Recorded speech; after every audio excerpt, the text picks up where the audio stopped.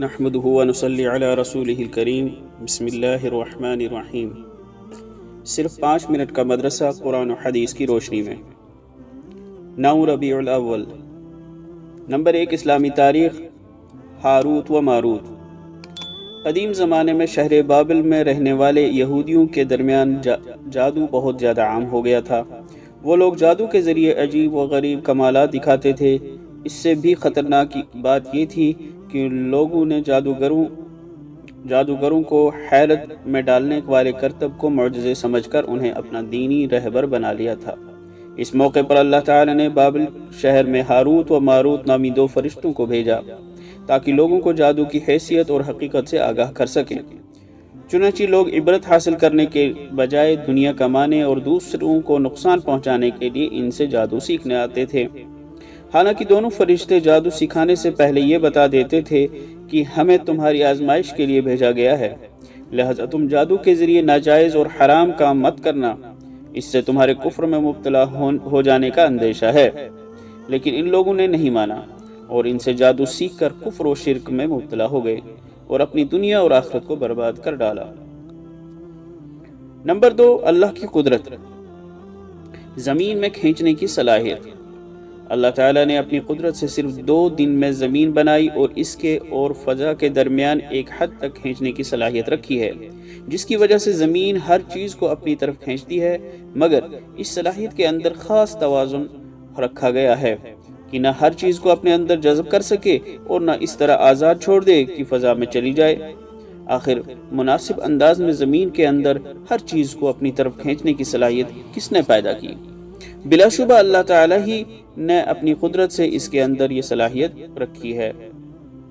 Number 3، ایک فرض کے بارے میں، امیر کی فرما برداری کرنا۔ رسول اللہ صلی اللہ علیہ وسلم نے فرمایا، جس شخص نے میری فرما برداری کی اس نے اللہ کی فرما برداری کی، اور جس نے میری نافرمانی کی اس نے اللہ کی نافرمانی کی، اور جس نے امیر کی فرما برداری کی اس نے میری فرما برداری کی، اور جس نے امیر کی نافرمانی کی اس نے میری نافرمانی کی۔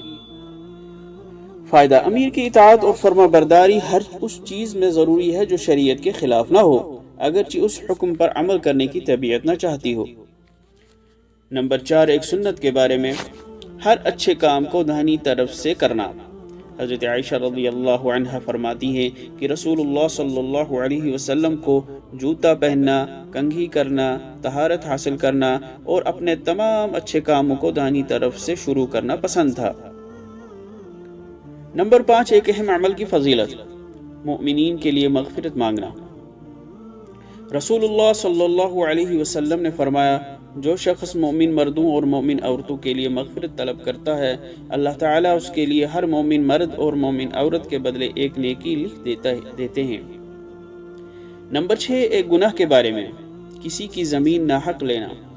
رسول اللہ صلی اللہ علیہ وسلم نے فرمایا، جس نے کسی کی معمولی سی زمین ناجائز طور پر لی تو اس کو 7 زمین کا طوق پہنایا جائے گا اور اس کی فرض و نفل عبادتیں قبول نہ ہوں گی۔